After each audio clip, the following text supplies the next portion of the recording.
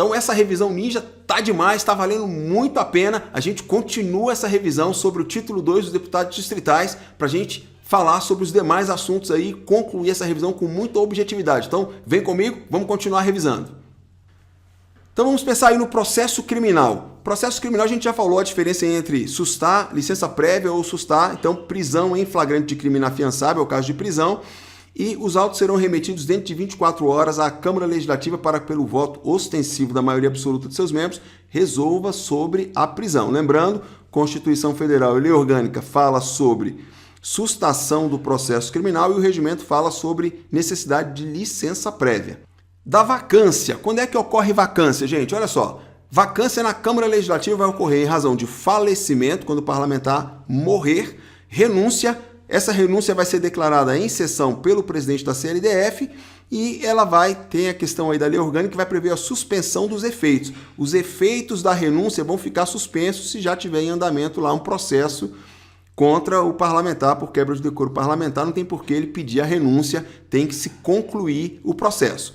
E a perda de mandato também vai ser uma opção de vaga. Então vai surgir vaga na Câmara Legislativa em falecimento, renúncia ou perda do mandato. Vamos comparar como é que surge vaga em comissão? Olha só, em comissão, a vacância é também por causa de falecimento, ela é também em razão de renúncia do mandato parlamentar, e aí poderia ser renúncia também ao cargo que ocupa na comissão, não quero, e perda do lugar na comissão. Então, o parlamentar cometeu algumas faltas e ele perdeu o lugar na comissão, ficou vago o cargo na comissão. E uma outra hipótese aí é o afastamento para o exercício de cargo previsto no artigo 19.1. Ou seja, foi ser secretário do Distrito Federal, foi ser ministro de Estado, qualquer um daqueles cargos que ele não perde o mandato na Câmara Legislativa, ele perderá o lugar. Então, na Câmara Legislativa, falecimento, renúncia e perda do mandato. Vacância em comissão, falecimento, renúncia, perda do lugar e afastamento para o exercício de cargo previsto no artigo 19.1, por exemplo, ministro de Estado ou secretário do Distrito Federal, secretário de Estado do Distrito Federal. Em relação à declaração de renúncia, qual é o procedimento? Essa declaração ela é dirigida à mesa por escrito e ela independe de aprovação da Câmara Legislativa do Distrito Federal. Essa renúncia ela vai ser efetiva e irretratável somente depois de ser lida em plenário e publicada no Diário da CLDF. O regimento vai dizer que considera-se também haver renunciado o deputado distrital que não prestar o compromisso de posse no prazo regimental. Lembrando, ele tem o prazo de 30 dias, esse prazo pode ser prorrogável a requerimento do interessado por mais 30 dias, salvo motivo de força maior ou enfermidade devidamente comprovados, que não tem limite de prazo para essas situações. O suplente, quando ele for convocado e não se apresentar para entrar em exercício no prazo regimental, ele também vai ser considerado aí como havendo renunciado ao mandato. Então não é uma renúncia propriamente dita, porque eles nem tinham assumido o mandato ainda, tanto o deputado distrital, titular, convocado, quanto o suplente. Mas o regimento diz que vai considerar-se também haver renunciado, então a gente coloca aí mais essa hipótese para você. Convocação de suplente e ocorrência de vaga. Quais são os casos? Olha, no caso, o suplente vai ser convocado quando houver a ocorrência de vaga na Câmara Legislativa, quando o parlamentar for investido, investidura do titular na função, por exemplo, de ministro de Estado, secretário do DF, que são aqueles cargos do artigo 19, também vai ser motivo para a convocação do suplente.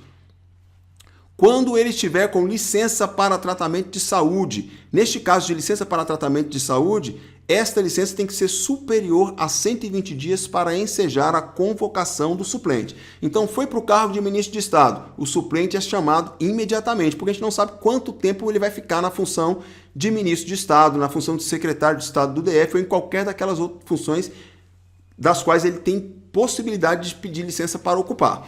Agora, para tratamento de saúde, ele pode ficar por 30 dias, 60 dias, nesse caso não convoca suplente, só vai convocar se a licença for superior a 120 dias. E aí é muito interessante porque o regimento vai dizer, olha, é vedada a soma de períodos para este efeito. Então, se ele tirou uma licença de 60 dias, tirou mais uma de 30 dias, deu 90. E se ele tirar mais uma de 40 dias, dariam 130 dias. Mas eu não posso somar esses períodos para convocar o suplente, tá bom? A convocação do suplente, caso a licença no seu pedido inicial ultrapasse 120 dias, o suplente vai ser convocado por todo o período, inclusive as prorrogações que ocorram. Então, o parlamentar tirou uma licença por 150 dias, convoca o suplente. e aí precisou prorrogar essa licença por mais 30 dias. O suplente continua no exercício também durante esse período da prorrogação. A convocação de suplente, qual é o direito aí? Então, o suplente, ao ser convocado, ele tem o direito de se declarar impossibilitado de assumir o mandato. Neste caso, ele vai dar ciência à mesa diretora por escrito. Para quê? Para que a mesa diretora possa, então, convocar o suplente imediato. Preenchimento da vaga. Vamos pensar aqui no preenchimento da vaga. Como é que ocorre? Olha, há suplente. Se houver suplente, a mesa diretora convoca o suplente para preencher a vaga. E aí ela tem que fazer isso, prazo para convocação. Ela tem 48 horas a partir do surgimento da vaga para convocar o suplente. E o suplente vai ter o prazo para posse, 30 dias. Pode, então, pedir a prorrogação desse prazo por mais 30 dias. E ainda tem aquela hipótese lá de enfermidade devidamente comprovada, que ele vai motivo de força maior, em que não tem um limite de prazo.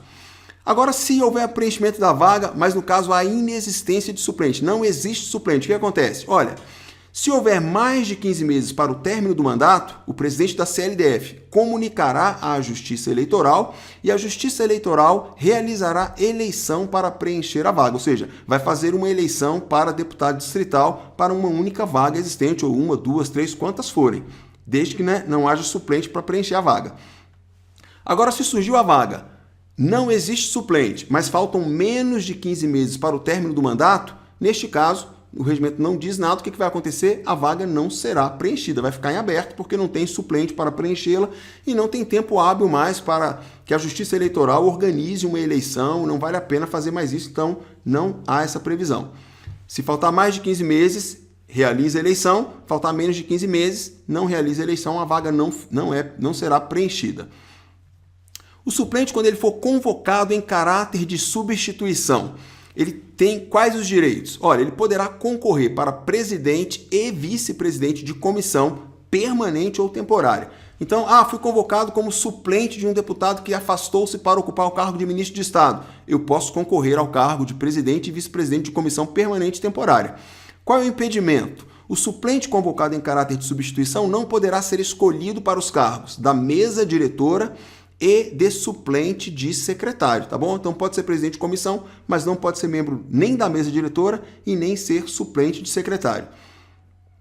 Vamos agora passar para outro tópico aí, as lideranças partidárias. Quais são os tipos de liderança? Nós temos liderança dos partidos políticos, dos blocos parlamentares, do governo, da maioria e da minoria. A liderança ela tem uma composição, ela é composta por líder e vice-líder ou vice-líderes, aí vai depender de alguns detalhes, a gente vê mais para frente. Então vamos lá. Líder. Como é que funciona a escolha do líder? Cabe à bancada, por maioria absoluta, escolher o líder e essa bancada poderá substituir o líder a qualquer tempo. Consequentemente, a gente pode afirmar, o líder não detém mandato, porque ele pode ser substituído a qualquer tempo. Esta escolha do líder vai ser comunicada à mesa diretora no início de cada sessão legislativa ordinária ou após a criação de bloco parlamentar. No caso de liderança do governo, da maioria e da minoria, o regimento não deu detalhes aí dessa regra. Então vai valer a regra geral aí. No início de cada sessão legislativa ordinária, deve-se comunicar aí a escolha do líder. Essa escolha vai ser comunicada em documento subscrito pela maioria absoluta dos integrantes da bancada, quando se tratar de partido político ou bloco parlamentar, maioria e minoria. No governo, quem faz a indicação, a escolha é o governador.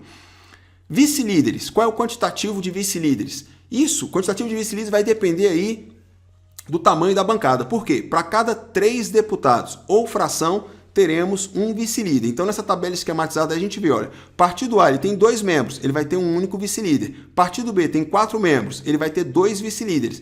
Um vice-líder para os 3 deputados que fazem parte desse partido B e outro vice-líder para o 4º deputado que faz parte do partido B. Por quê? Aí a fração, né? A ideia é para cada 3 deputados. Ou fração, ou seja, fração de 3, 1/3, vai ter direito a um vice-líder. Então, o partido C também, a mesma coisa, e o bloco DE, que tem 9 membros, também vai ter 3 vice-líderes. Por quê?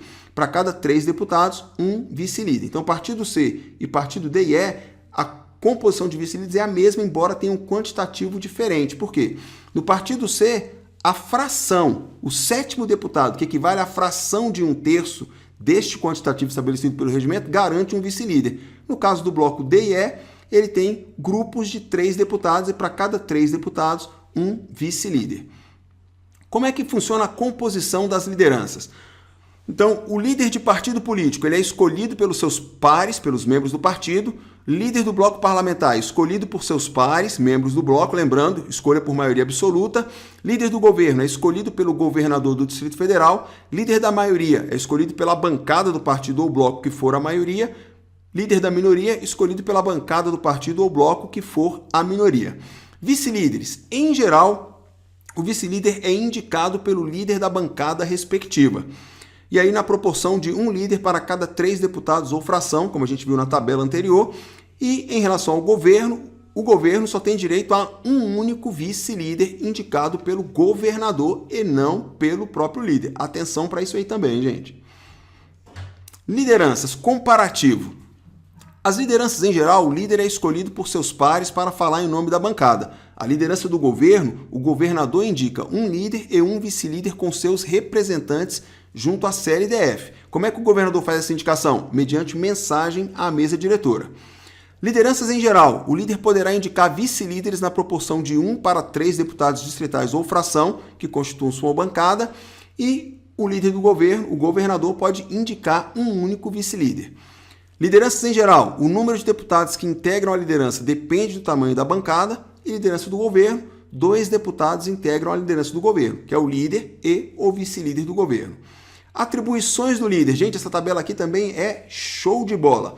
Então, atribuições do líder. Vamos ver detalhes aí dessa tabela. Olha só.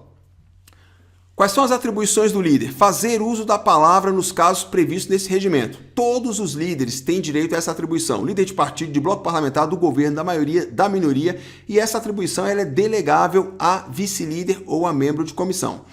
Outra atribuição, indicar à mesa diretora os membros da bancada para comporem comissões de qualquer natureza e a qualquer tempo substituí-los. Líder de partido pode, líder de bloco parlamentar pode, líder do governo, da maioria e da minoria não podem. O regimento deixa expresso que o líder do governo não pode, mas, claro, líder da maioria e da minoria implicitamente também não vão poder, porque quem vai fazer essa atribuição é o líder do partido ou do bloco parlamentar.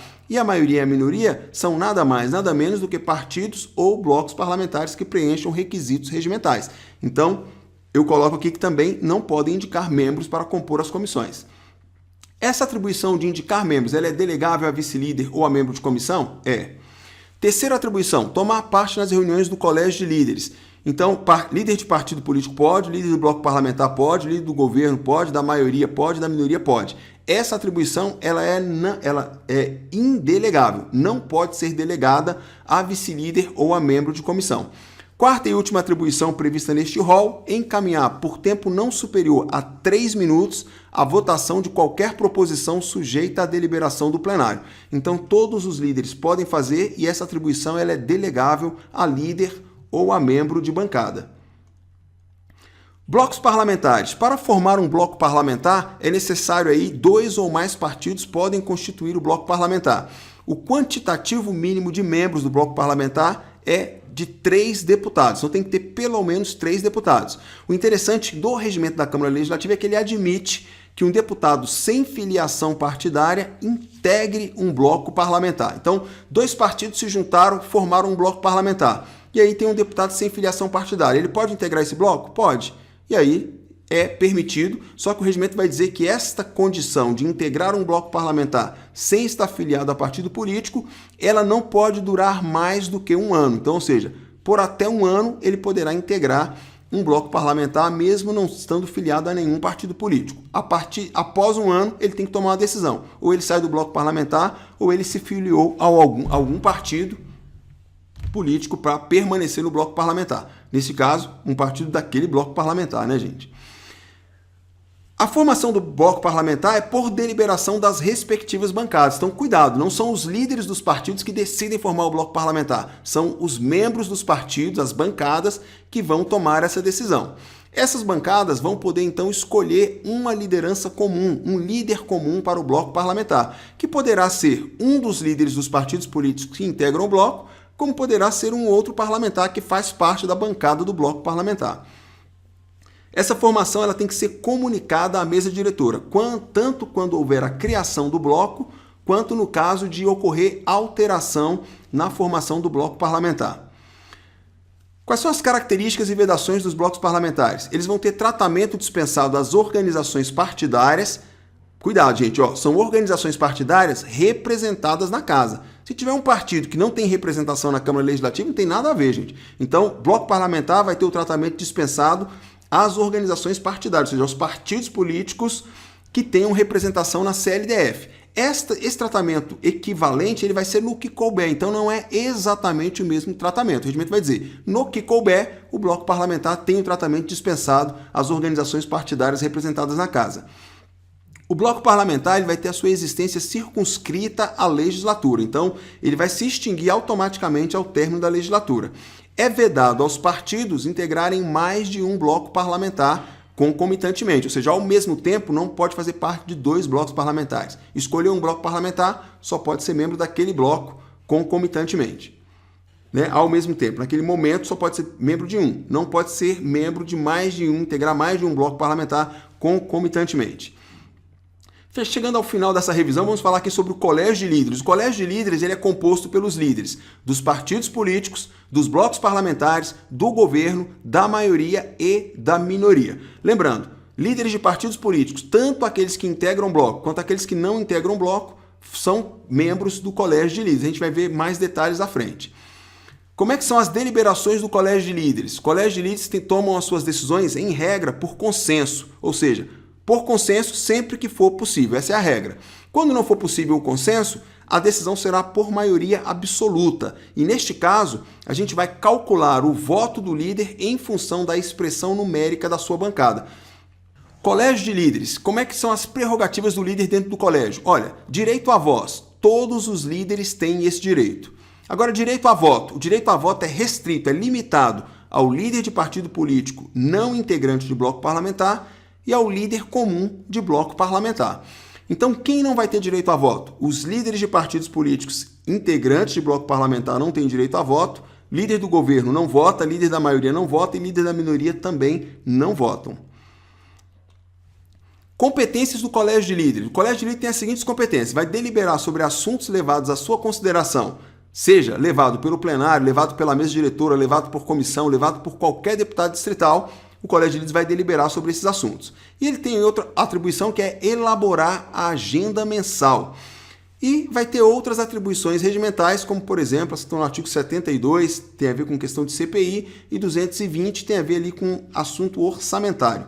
Colégio de Líderes. Quem é que convoca as reuniões do Colégio de Líderes?